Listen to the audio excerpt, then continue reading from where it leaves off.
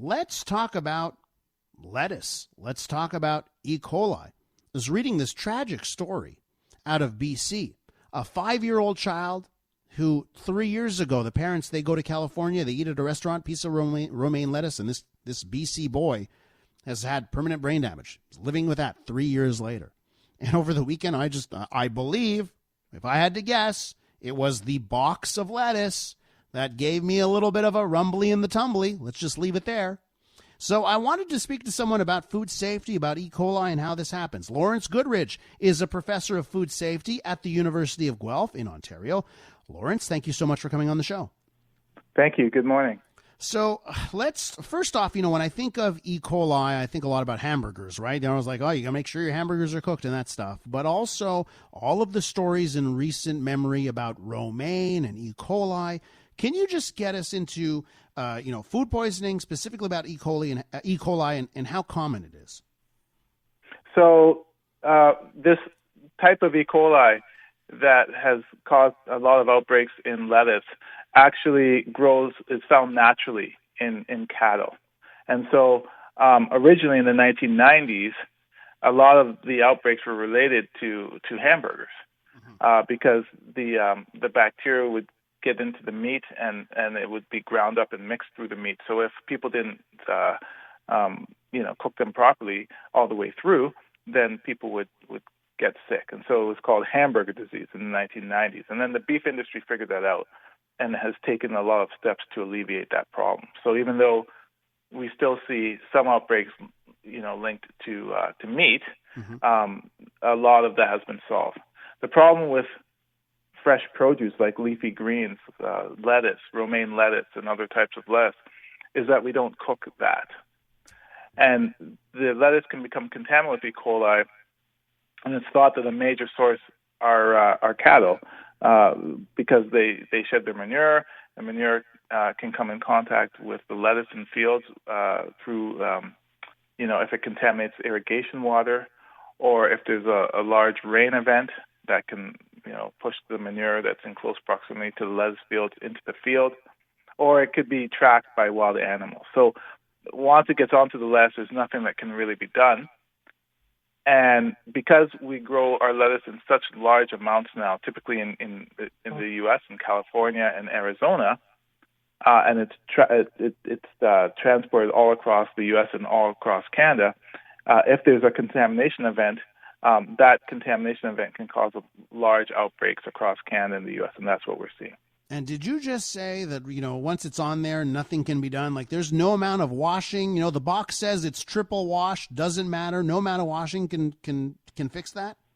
There's no amount of washing that can fix that. In fact, we know, a rule of thumb is the more that a food is handled, the more chances it has of becoming contaminated. So another reason why we're seeing a lot of these outbreaks in lettuce is because of those bagged lettuces that we can buy in the grocery store, because they're cut, they're washed several times. Lettuce from many different fields are mixed together, and so if you have even a small amount that's contaminated, when it's all mixed together, even though it's being washed with chlorine, that contamination can be spread throughout the whole mixture. So my advice to consumers is, the best thing to do is to buy a whole head of lettuce, remove the outer leaves. You should still wash your fruits and vegetables because they have soil and so forth. But, the point is that if there's bacteria there, you're not going to remove that. We're with Lawrence Goodridge, professor of food safety at the University of Guelph. Lawrence, I had a feeling you were about to say I would never buy bagged or boxed lettuce. Even if you paid me, I wouldn't use it. What is your take on this, which seems to be now in the grocery store almost taking over to a certain extent because it's so simple, it's so easy. I'm just going to buy the plastic box of lettuce. Would you buy it? Or are you buying it? So exactly. You said it's taking over. It's because of our lifestyle. 24/7 lifestyle. We don't have the time we once did to prepare meals at home. As I said, the best practice would be to take a whole head of lettuce and remove the outer leaves and then take the inner leaves and make, salad. We don't have a lot of time. Most of us don't to do that. So this is why we're seeing these bag lettuce. Would I buy it? I do buy it for the very same reason that I just explained to you. Yeah. The lack of time. I think consumers have to understand the concept of risk. Yes. And when I talk about the concept of risk, what I mean by that is everything that we do carries with it risk. Some things are more risky than others, but everything that we do carries with it risk. So in the context of our discussion here, what we want to do is reduce the risk of getting sick. So if we eat bagged lettuce, that carries more of a risk of that lettuce being contaminated and us getting sick than if we use whole heads of lettuce.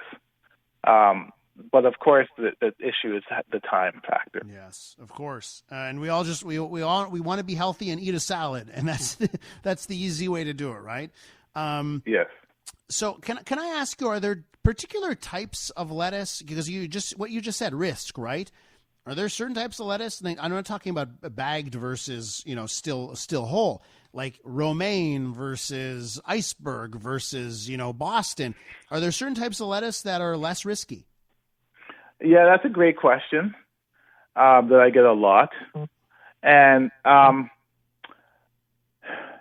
the reason why it's been asked a lot is because in the last 3 years or so, we've seen a lot of outbreaks of E. coli linked to romaine lettuce. So the question is, well, is romaine lettuce somehow more dangerous to eat than other lettuces or other leafy greens?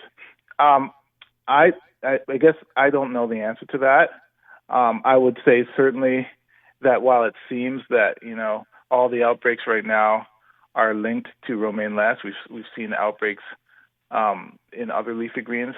In 2006, the first major outbreak I think in leafy greens that with E. coli that we saw was linked to spinach, and we've seen spinach outbreaks over the years. You mentioned iceberg lettuce. Haven't really seen outbreaks linked to iceberg lettuce. However, in other parts of the world, there have been outbreaks linked to iceberg lettuce.